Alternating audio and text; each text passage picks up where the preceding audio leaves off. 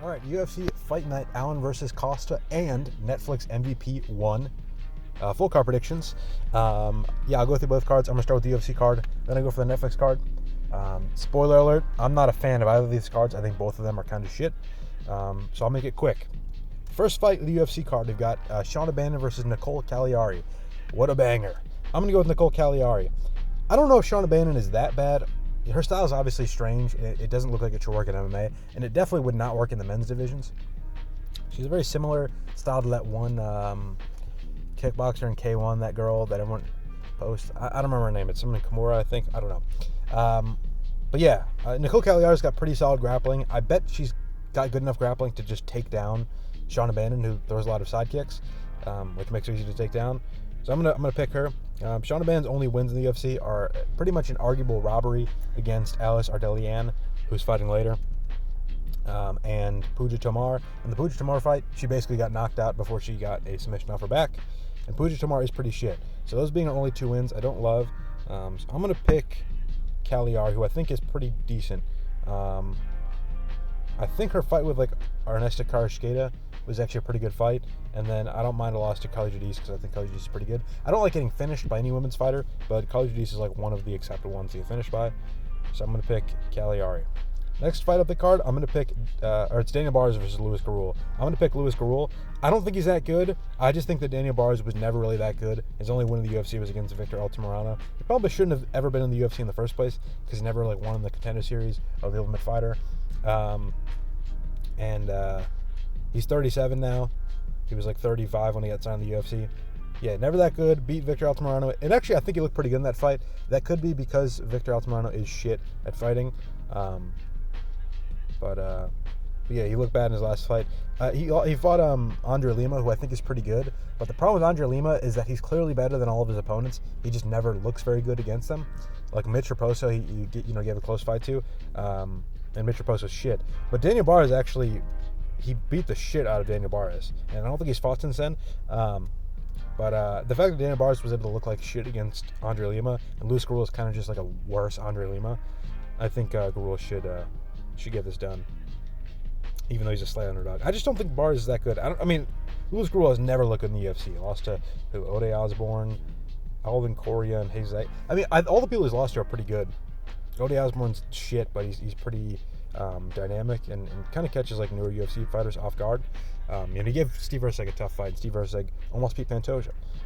So Garul losing to him in his debut, I don't hate. And then Aguilar and Alvin Correa actually I think are pretty good fighters. So next fight up the card, Alice Ardelian versus Polyana Viana. I'm going to pick Ardelian. Actually, I don't know.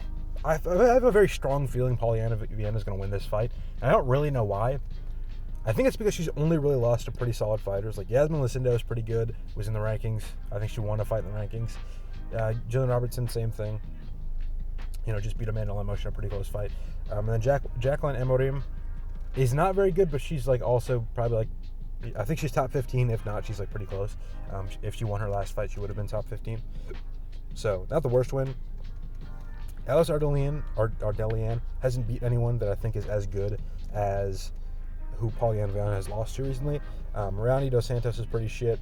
Montserrat Conejo Ruiz, pretty shit. And she's losing to Shauna Bannon in a robbery, but it is Shauna Bannon. And then she also lost to Melissa Martinez. And is Polyana Viana worse than Melissa Martinez and Shauna Bannon? Probably. She hasn't won in 4 years. Her only win recently is Jin Yu Frey. That was 4 years ago. It was a flash knockout. Pretty nice finish, but I don't know. She also can't grapple. She's supposed to be a Brazilian Jiu-Jitsu black belt when she came to the UFC. I remember they made a big deal about Veronica Macedo submitting her with an armbar. They're like, this girl's a black belt, and Veronica Macedo finished her. But her grappling is pretty shit. She's been easily out-grappled and submitted in her last few fights. So I'm going to go with Alice Ardelian, just get takedowns and win the fight. I don't know if she's going to get a finish, but I think she's good enough to get a takedown. So I'll pick her. Next fight of the card, Andre Petroski versus Cody Burnage. I'm picking Cody Burnage, and I don't really know why he's a big underdog. Andre Petroski, maybe people are he beat Rodolfo Vieira, and Rodolfo Vieira is not shit. But Rodolfo Vieira is shit, and Andre Petroski fucking lost that fight. It was a horrible, boring fight, but he clearly lost it. He got only 2-1 in every round. And that was a fucking robbery, and I'm still mad about it because I picked every other fight correct on that fucking card, and they fucking ruined the decision And I'm more emotionally upset about that result than I am emotionally invested in both of these MMA cards. So I'm going to pick Brundage. Fuck Petrosky's shit. He's also chinny. He knocked himself out on Jacob Malkoun's fucking leg. Right? That was him? Or wait, no, did Malkoun do it to him? Yeah, Malkoun did it to him. Right? Or that was him, right? Am I stupid? Yeah, it was. Okay. I'm not going crazy. He's pretty active, but he's looked shit in all of his fights, I think. He beat Dylan Budka, horrible. He had a really close fight with Jared Meerschaert. He didn't have that impressive of a performance against Josh Fremd, who's shit. I don't think Andre Petrosky's good. I know Brundage is Brundage. He's 11-9-1. He's got like the weirdest record in MMA. But he's actually not that bad as of recently. Like, I don't think he looked terrible against Deontay Johnson. If Deontay Johnson's any good, then that was actually a good performance. Which he looked like shit, so maybe he's not. Cam Rowson, I think, is pretty solid. He looked better against Petrosky than he did against Brundage. Brundage got robbed by Eric McConaughey. You know, he was having a good fight with Mansour Abdulmalik. He knocked out Julian Marquez, who's, I think, is fucking just as good and fights very similarly to Andre Petrosky. So I'm going to pick Brundage. And honestly, I just looked at it like an hour ago, and Brundage was plus 200, and now he's plus 170, so maybe Vegas is swinging my way. But, yeah, I'm picking Brundage. Other than miss weight and the mid-sim weight. Yeah, I'm picking Brundage. Fuck him. Next fight, the card, Ketlen Vieira versus Jacqueline Cavalcanti. I'm going to go with Ketlen Vieira. I don't think Jacqueline Cavalcanti's that good. I thought she looked good against Josiane Nunes, and then I saw Josiane Nunes get knocked out by fucking Priscilla Cruzueda, and I'm like, oh, maybe she's not very good. And then she had a pretty unimpressive performance against Julia Avila. She arguably lost to Nora Cornwell, who I don't think is that good. And Mara Bueno Silva is on like the worst skid ever, and she had like a decent performance against Mara Bueno Silva. Ketlen Vieira is actually pretty solid. She probably should have beaten Norma Dumont. That was a really close decision that I think they'd probably give to Vieira over Cavalcanti. Maybe not, but probably. She beat Macy Chasson, who was on a run. She kind of ended Macy Chasson's run. She beat Pandy Kianzad, which is like a decent win. She gave Kayla Harrison's only tough fight other than Larissa Pacheco. And honestly, I think she's just a good style for beating like fucking not very good fighters. Like Cavalcanti, I don't think is going to have the grappling to stop getting taken down or stop getting held against the fence for 3 rounds. And that's Vieira's game. It's just like taking people down, holding them down. So yeah, Cavalcanti I don't think is that good. So I'm going to pick against her. Next fight of the card, Tommy Gant versus Artur Minev. I'm going Tommy Gant. I don't know a ton about Artur Minev. It seems like he's one of those guys that, he fights like a not very good fighter and he either knocks him out in the first like 2 minutes or he has like a very unimpressive, shitty performance against them. Yeah, like he fought Derek Campos in this fight. What do I know that name from? Derek Campos. He's an Australian prospect, right? I don't know. I definitely know that name. And he finished him early on, but then his fight before that, he fought Junior Moranhao, who is 25-12, and he took him to a majority decision. So, yeah. I think that Tommy Gant, unless he doesn't get caught early, which he definitely could, because he does have that like NCAA wrestler striking defense where he hasn't really been hit hard yet, so he's like a little bit too confident, keeps his hands a little bit too low. But he's a really good grappler. I think he's transitioned to MMA pretty well. I thought he looked like a solid MMA fighter. He was doing a couple of jiu-jitsu things, a couple of judo things that you don't really do in normal NCAA collegiate wrestling. And then I thought his striking wasn't terrible. So I think that as long as he doesn't get hurt early on, Tommy Gant can use his wrestling to take the fight later in the fight. And I don't think that Minev is much of a threat after the first round, assuming like all of his wins are either first round knockouts or close decisions. So I think if Tommy Gant can just make it out of the first round using his wrestling, if he can make Artur Minev work, I think he can do pretty good. Artur Minev also... Oh, never mind, okay. I thought it said UFC gym as his gym. It'd be funny if he trained at like the UFC gym at the... where's he out of? Wakefield, Massachusetts. It'd be funny if he was at like the Springfield, Mass fucking mall doing his training camp. But no, he's at some gym. UFD. Yeah, I think Tommy Gant's pretty good. He's out of the 919. Shout out to the 919. I think Tommy Gant will win this one. Tuco Takos versus Ivan Erslan. I'll go Ivan Erslan. I really think Tuco Takos is shit, and I really think Ivan Erslan is shit, and I'm a little bit torn on who to pick. Ivan Erslan lost to Jimmy Crude, Memo Sterling, Kutalaba. That fight was pretty close. I don't think Tuco Takos goes to a split decision with Jan Kutalaba. Actually, I think Ivan Erslan should have won that fight. So I don't think that Tuco Takos arguably beats Jan Kutalaba. He finished Junior Tafa with an arm triangle. Junior Tafa can't grapple at all. I don't think that's a very good win. It's funny, Tuco Takos was a pretty big favorite against Mingyang Zhang when they fought on Road to UFC. Then he got slimed out. But yeah, I just don't think Tukhotokis is any good. Umar Sy is pretty bad. He got finished by him. Jan Kutalaba finished Umar Sy, by the way, and Ivan Erslan arguably beat him. So I'll go Ivan Erslan, even though I don't think he's good. And he's old, he's probably getting worse. But Tukhotokis is older and probably getting worser. So, yeah, I'll pick Ivan Erslan. Next fight of the card, Nikolai Veretennikov versus Chaos Williams. I'll go Veretennikov. I like the activity. I don't think he's that bad. I think he's like a decently well-rounded fighter who's a little bit vulnerable to getting hurt. And I know you don't want to be vulnerable to getting hurt in front of Chaos Williams. But seriously, like, Chaos Williams isn't landing a fucking punch anymore. Like, he had that Carlston Harris knockout. That was 2 years ago. And then Gabriel Bonfim made pretty easy work of him. And Andreas Gustafsson also made pretty easy work of him, beat him up in the clinch for like 15 minutes. Before that, Chaos Williams going to a split decision with Rolando Bedoya, who's since been cut. He's pretty shit. He was never good. I'm going to pick Veretennikov. I just don't think Chaos Williams is good. He needs a finish to get a win. Veretennikov is finishable, but I don't think that Chaos Williams is very good at like finding a finish. And I think Veretennikov can probably just take down and out-grapple Chaos Williams. So I'll pick him. Next fight of the card. The first good fighter on the card. Out of every fight so far, maybe some of the prospects like Tommy Gant or, that's it. I guess maybe Tommy Gant's going to be good. Maybe Minev will be good. But the first actual fighter that we know is good on the card, I think, Timmy Kwamba versus Bernardo Sopai. I think they're actually both pretty good. I liked how Sopai looked against Vinicius Oliveira on short notice in that fight in the first 2 rounds. I thought he did a good job with his grappling, with looking for those, things like back take. He did fall off the top, and maybe that's why he ended up losing. But I thought his grappling did look good in that fight. His cardio didn't look terrible for being on short notice. He looked good against Ricky Turcios. That fight was a pretty high pace, and he kept up the pace the whole time. Was a little bit faster than Ricky Turcios, which is kind of what Ricky Turcios is good at. He's good at pushing a pace, not gassing, being tougher towards the end of the fight. And Sopai did a good job out-dogging him. Timmy Kwamba, I think, is also pretty solid. He knocked out Roberto Romero with a pretty sick flying knee, which is the same thing that Sopai got knocked out, so maybe that's a thing to worry about. I just think that Timmy Kwamba is not great at like pushing for a finish, and I think that he's probably going to be down the first 2 rounds just because Sopai is such a good grappler and he's so good at pushing a pace. So I think there's a good chance that Timmy Kwamba is down 2 rounds and is kind of gassed out in the 3rd round, and I think that's when he needs to sort of jump on it and go for a finish or go for something big. Sopai is also really young and he's not being super active. So sometimes with inactivity, fighters don't improve because they're not in the camp. They're not like rapidly trying to improve their abilities. But sometimes time off really does help fighters develop between fights. It's been a year since last time we saw Sopai in the octagon. So there's a good chance that he's improved a good amount since then. So I'm going to pick Sopai. I just think he's got a higher upside.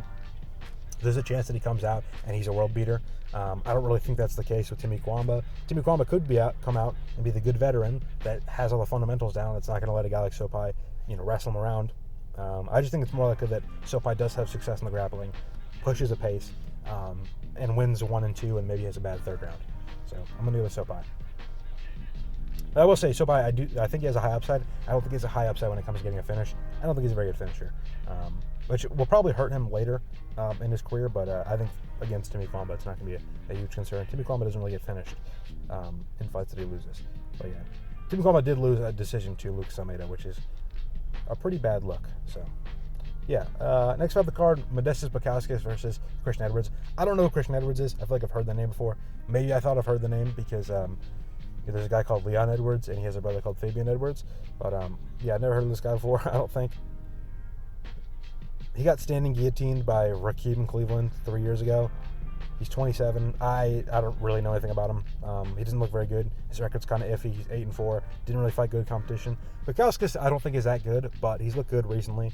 I think he's good enough to beat Christian Edwards.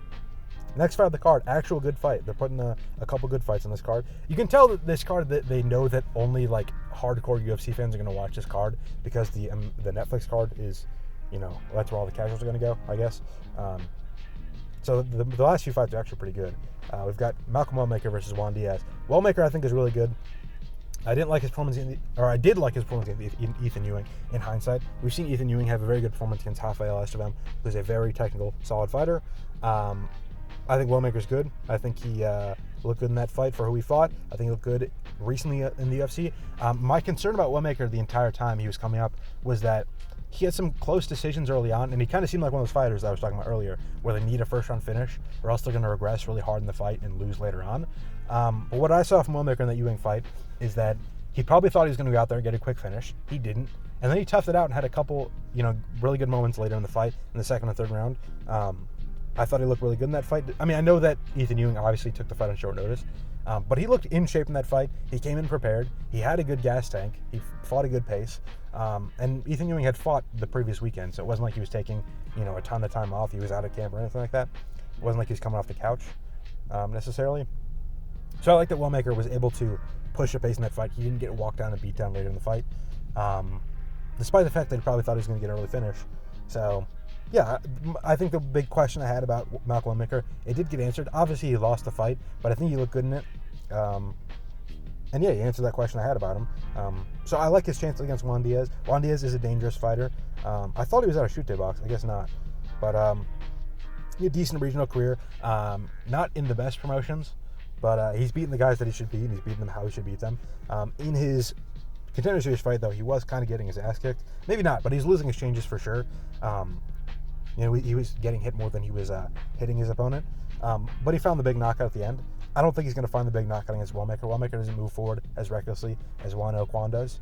Kwan Il, I think. I don't know. Koreans and Chinese, I get their names confused because they like to use their last name as their first name. But, yeah, I think Wilmaker will do a better job, pushing that pace. Wilmaker pushes a pretty good pace in the early rounds, like we've seen him do in the UFC. And I think he hits harder than Kwan does. So if he has similar success, I think he'll have more success because I think he does more damage. He also builds in combinations better. He's able to throw a hard combo and then land a hard kick to end it. And I guess that is how Kwan got caught. He was trying to extend the combination. But I don't know. I think that was kind of not a fluke necessarily. Like maybe he would have found that strike later if it didn't land then. But maybe he was setting it up. But I just think that Malcolm Wilmaker is better than Kwan. And Juan Diaz was losing to Kwan. So I'm going to pick Wilmaker. Next fight of the card, Doo Ho Choi versus Daniel Santos. I'm pretty torn on this one. I think Daniel Santos looked pretty good in his last fight. I will say that if he hadn't missed weight, I don't know if he would have looked as good. But he is coming off of beating 2 Koreans in a row. He's looking for a third Korean in Doo Ho Choi. I want to pick Doo Ho Choi. I think Doo Ho Choi has looked very good in his return to the UFC. The Kyle Nelson fight didn't go his way, but he was dominant against Bill Algeo, found a finish. He was dominant against Nate Landwehr, found a finish. I think Daniel Santos would have also beaten Nate Landwehr. Well, maybe not. But I think he probably would have beaten, Bill Algeo. But Nate Landwehr, I don't know. It's hard to say because Nate Landwehr had the Montel Jackson fight where he looked fucking electric, got the finish in the first round. And then, he had some iffy performances. Against Morgan Sherrier, he was winning that fight and then got knocked out in the third round. And then against Cub Swanson, he looked fucking clueless. So it's hard to know how good Nate Landwehr was in that fight. I do think Doo Ho Choi looked very good in that fight with his grappling. Nate Landwehr does have good counter wrestling. He fought at M1 against a bunch of Kazakhstanis and Dagestanis and Georgians and Chechens. And his grappling looked good in those fights. So I think his grappling defense is pretty good. And Doo Ho Choi was able to, get him a mounted crucifix and find the finish with punches. Right? Yeah. Or elbows, I guess. So yeah, Doo Ho Choi I think looked pretty good in that fight in the grappling. I think his striking looked really good against Bill Algeo and against Kyle Nelson. And I just don't think Daniel Santos is exceptional anywhere.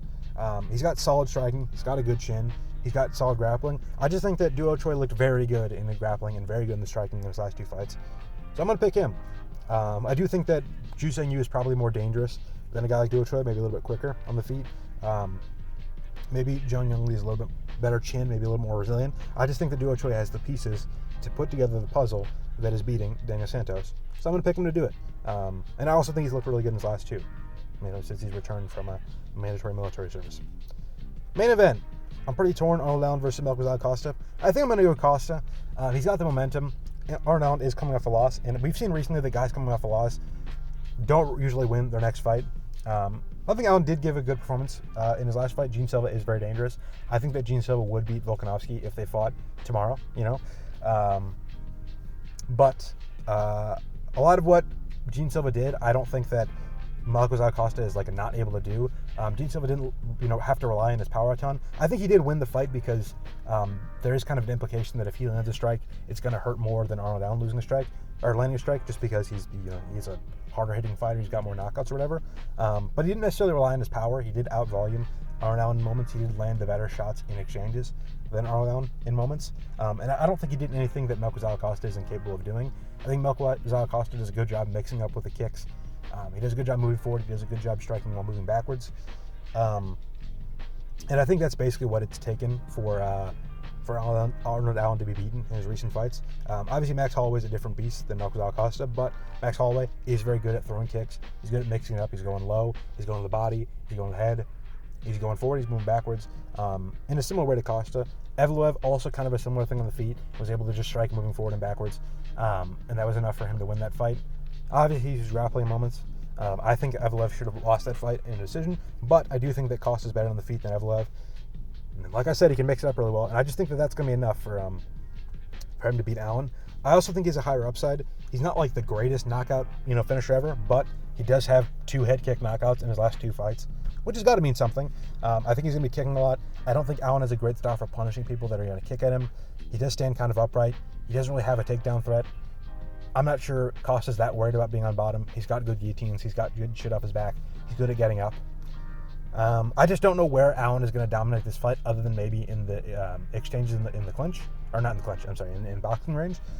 Maybe in the clinch he's the better fighter. But I think that if he spends 25 minutes in the pocket with Costa, he's more likely to get caught and hurt than Costa is. So even in Arnold Allen's upside, I think there is a bit of a downside.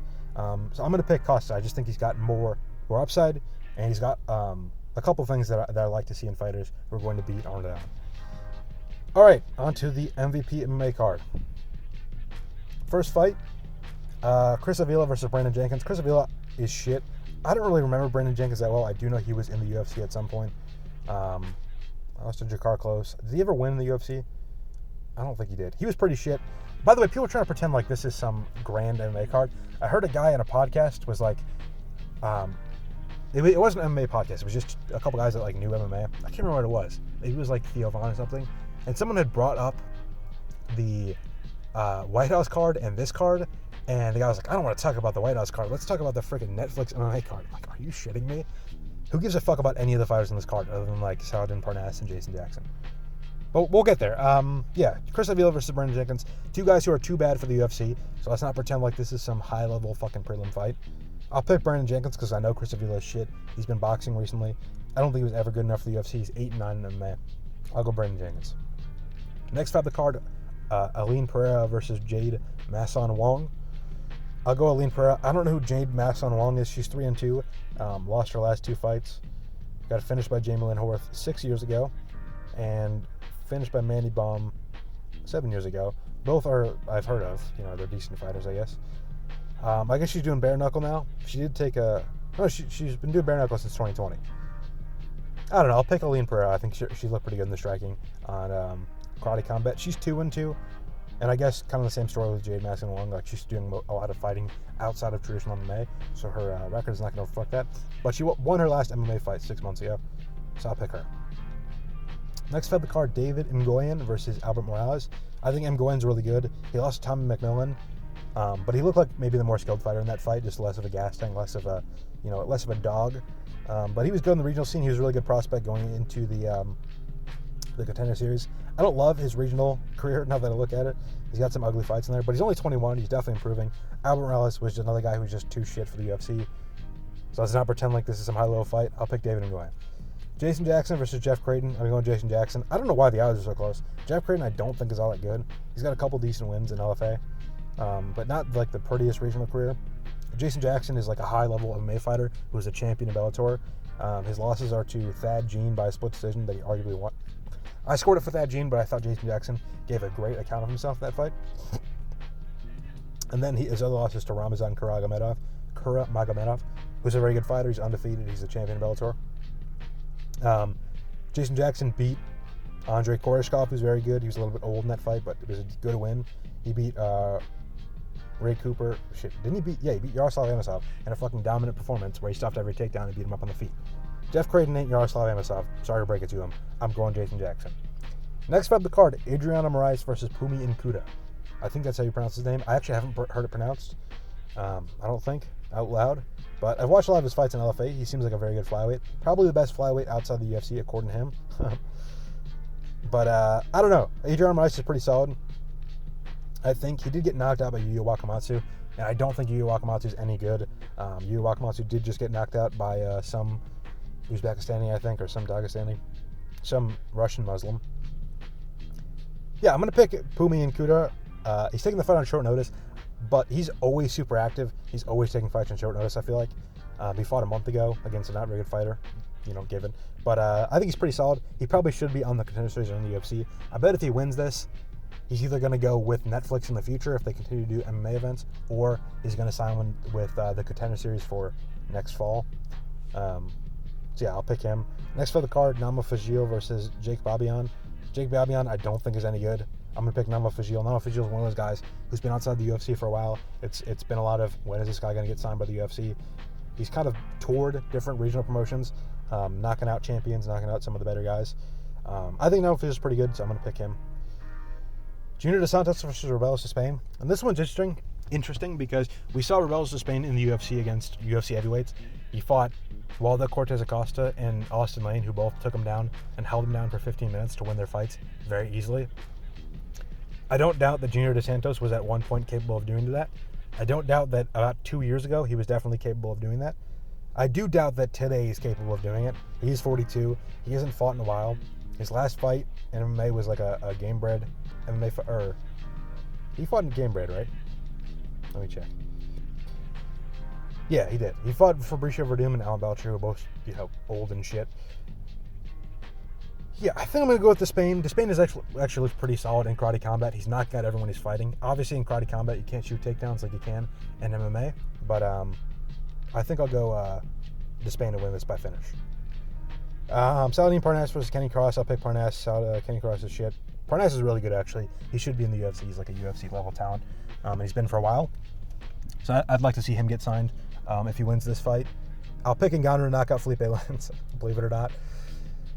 Mike Perry versus Nate Diaz. I'll pick Mike Perry. I think Mike Perry's a little bit more serious with his career recently. He's fought like guys that he could lose to and trained hard and beat them in BKFC. I know it's not MMA, but I don't know. I think that means something more than Nate Diaz losing boxing matches to Jorge Masvidal, who is fat and out of shape, and then losing boxing matches to Jake Paul, who's a YouTuber.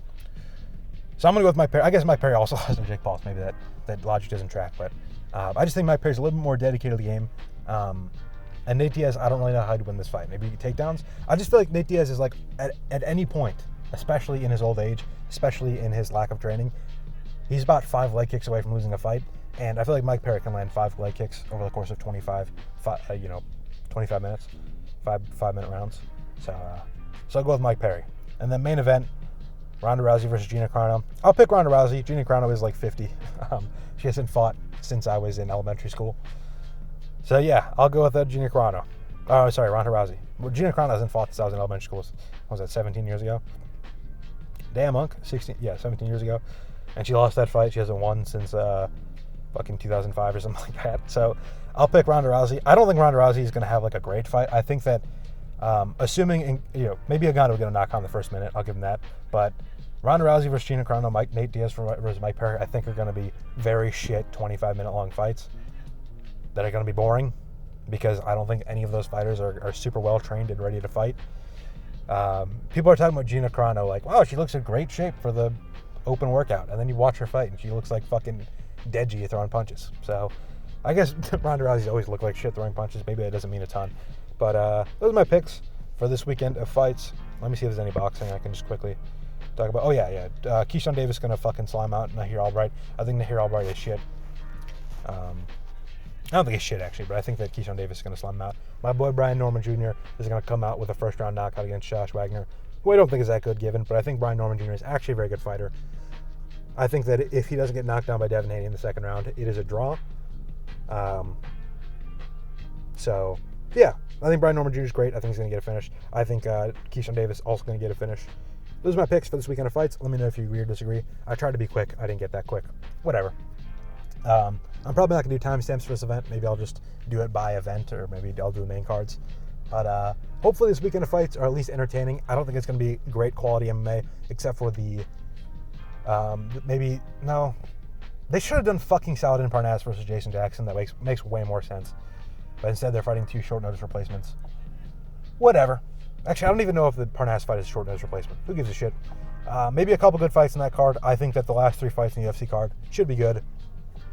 That is all. Hopefully they're good. Hopefully they're at least entertaining. Let me know what you think of the predictions. Like the video, share the video. I don't think I'm doing a recap for this card. I'm going to be busy this weekend. But that is all. Thank you for listening.